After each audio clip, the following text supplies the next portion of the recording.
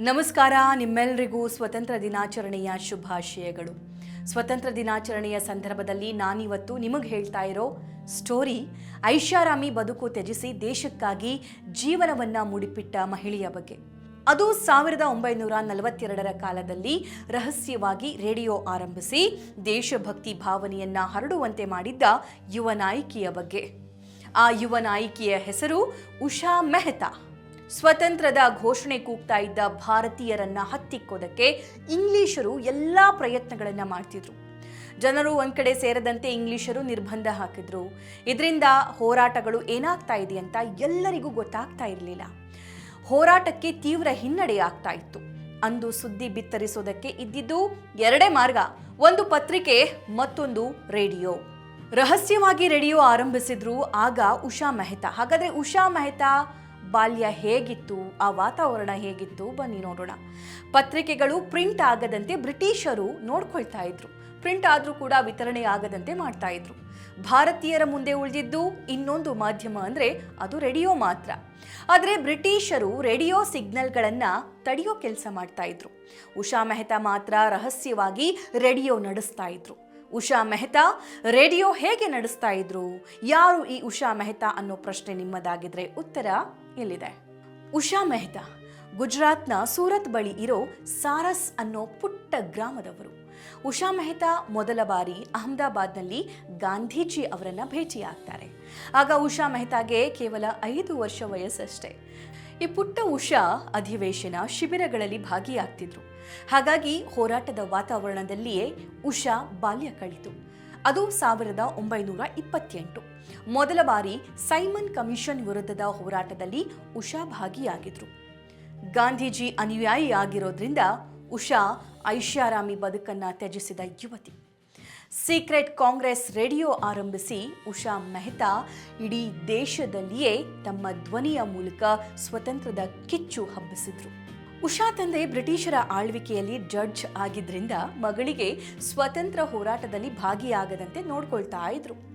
ತಂದೆಯ ನಿವೃತ್ತಿಯ ಬಳಿಕ ಅಂದ್ರೆ 1932ರ ವೇಳೆ ಉಷಾ ಮೆಹ್ತಾ ಕುಟುಂಬ ಮುಂಬೈಗೆ ಶಿಫ್ಟ್ ಆಗುತ್ತೆ. ಇಲ್ಲಿಂದ ಉಷಾ ಅವರ ಬದುಕು ಹೋರಾಟದಲ್ಲಿ ಸಕ್ರಿಯವಾಗುತ್ತೆ. ಇಲ್ಲಿಂದ ಪತ್ರಿಕೆಗಳನ್ನ ರಹಸ್ಯವಾಗಿ ವಿತರಿಸೋದು, ಬ್ರಿಟಿಷರಿಂದ ಬಂಧನಕ್ಕೊಳಗಾದ ಹೋರಾಟಗಾರರನ್ನ ಭೇಟಿಯಾಗಿ ಮಾಹಿತಿಯನ್ನ ಸಂಗ್ರಹಿಸ್ತಾ ಇದ್ರು ಉಷಾ. ಗಾಂಧೀಜಿ ಫಾಲೋವರ್ ಆಗಿದ್ದ ಉಷಾ ಎಲ್ಲ ಐಷಾರಾಮಿ ಸೌಲಭ್ಯಗಳಿಂದ ದೂರ ಉಳಿದು ಮದುವೆ ಆಗದಿರಲು ತೀರ್ಮಾನಿಸಿದ್ರು. ಗಾಂಧಿ ಜೀವನ ಶೈಲಿಯನ್ನ ಅಳವಡಿಸಿಕೊಂಡ ಉಷಾ ಖಾದಿ ಬಟ್ಟೆಗಳನ್ನೇ ಧರಿಸೋದಕ್ಕೆ ಪ್ರಾರಂಭ ಮಾಡಿದ್ರು. 1942ರಲ್ಲಿ ಕ್ವಿಟ್ ಇಂಡಿಯಾ ಚಳುವಳಿಯಲ್ಲಿ ಭಾಗಿಯಾಗೋದಕ್ಕೆ ಓದೋದನ್ನೇ ನಿಲ್ಲಿಸಿದ್ರು. ಅದು ಆಗಸ್ಟ್ 14, 1942ರ ಸಮಯ. ಉಷಾ ಮೆಹ್ತಾ ತಮ್ಮ ಆಪ್ತರ ಜೊತೆ ಸೇರಿಕೊಂಡು ಸೀಕ್ರೆಟ್ ಕಾಂಗ್ರೆಸ್ ರೇಡಿಯೋ ಆರಂಭಿಸಿದ್ರು. ಆಗಸ್ಟ್ 27ಕ್ಕೆ ಈ ರೇಡಿಯೋ ಪ್ರಸಾರ ಶುರುವಾಯಿತು. ಈ ರೇಡಿಯೋದಲ್ಲಿ ಉಷಾ ಮೆಹ್ತಾ ಮೊದಲು ಹೇಳಿದ ಮಾತುಗಳು ಹೀಗಿದೆ. ಇದು ಕಾಂಗ್ರೆಸ್ ರೇಡಿಯೋ, ತರಂಗಾಂತರ 42.34 ಮೀಟರ್, ಭಾರತದ ಯಾವುದೋ ಒಂದು ಮೂಲೆಯಿಂದ. ಈ ಮೂಲಕ ರೇಡಿಯೋ ಕಾರ್ಯಕ್ರಮ ಎಲ್ಲಿಂದ ಪ್ರಸಾರವಾಗ್ತಾ ಇದೆ ಅನ್ನೋ ವಿಷಯವನ್ನ ಉಷಾ ರಹಸ್ಯವಾಗಿಟ್ಟಿದ್ರು. ಈ ರೇಡಿಯೋ ಮೂಲಕ ಗಣ್ಯರ ಭಾಷಣದ ಆಡಿಯೋಗಳನ್ನ ಪ್ಲೇ ಮಾಡ್ತಿದ್ರು.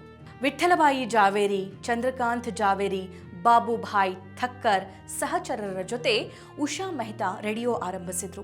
ಚಿಕಾಗೋ ರೇಡಿಯೋದ ಮಾಲೀಕ ನಂಕಾ ಮೋಟ್ವಾನಿ ಅನ್ನೋರು ರೇಡಿಯೋ ಆರಂಭಿಸೋದಕ್ಕೆ ಟೆಕ್ನಿಕಲ್ ಆಗಿ ಬೇಕಾಗಿರೋ ಸಹಾಯವನ್ನ ಮಾಡಿದ್ರು. 6 ವರ್ಷ ಜೈಲುವಾಸ ಅನುಭವಿಸಿದ್ರು ಉಷಾ ಮೆಹ್ತಾ. ಸ್ವತಂತ್ರದ ಬಳಿಕ ಓದು ಮುಂದುವರಿಸಿ PhD ಪಡ್ಕೊಂಡ್ರು ಉಷಾ. ರೇಡಿಯೋ ಪ್ರಸಾರದ ವಿಷಯ ತಿಳಿತಾ ಇದ್ದಂತೆ ಇದನ್ನ ಪತ್ತೆ ಮಾಡಿದ ಬ್ರಿಟಿಷ್ ಸರ್ಕಾರ ಉಷಾ ಮೆಹ್ತಾ ಅವರನ್ನ ನವೆಂಬರ್ 12, 1942ರಂದು ಬಂಧಿಸಿ ಜೈಲಿಗೆ ಹಾಕ್ತಾರೆ. ಸುಮಾರು 6 ವರ್ಷ ಜೈಲುವಾಸ ಅನುಭವಿಸಿದ ಉಷಾ ಮೆಹ್ತಾ 1946ರಲ್ಲಿ ಜೈಲಿಂದ ಹೊರಗಡೆ ಬರ್ತಾರೆ.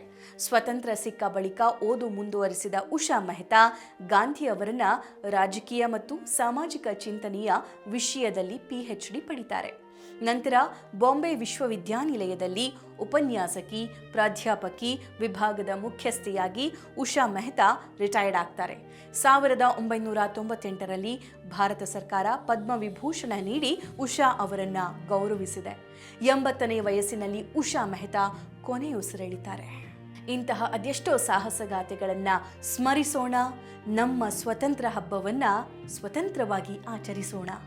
ಮತ್ತೊಮ್ಮೆ ನಿಮ್ಮೆಲ್ಲರಿಗೂ ಸ್ವತಂತ್ರ ದಿನಾಚರಣೆಯ ಶುಭಾಶಯಗಳು. ಸಭೆ ವಿತ್ ಸಭಾ ಹಾಗೂ ಟಾಕಿಂಗ್ ಪ್ಯಾರೆಟ್ಸ್ನಲ್ಲಿ ಬರುವಂತಹ ಈ ಸ್ವತಂತ್ರ ಹೋರಾಟದ ಕಥೆಗಳು ನಿಮಗೆ ಇಷ್ಟವಾಗಿದ್ದಲ್ಲಿ ಇದನ್ನು ಶೇರ್ ಮಾಡಿ, ಕಾಮೆಂಟ್ ಮಾಡಿ, ಲೈಕ್ ಮಾಡಿ, ಹಾಗೆ ನನ್ನ ಚಾನಲ್ನ ಸಬ್ಸ್ಕ್ರೈಬ್ ಮಾಡ್ಕೊಳ್ಳಿ. ಡಿಮ್ಯಾಂಡ್ ಮಾಡಿ ನಿಮಗೆ ಯಾವ ಕಥೆ ಕೇಳಬೇಕು ಅಂತ ಅನಿಸುತ್ತೆ ಅನ್ನೋದ್ರ ಬಗ್ಗೆ.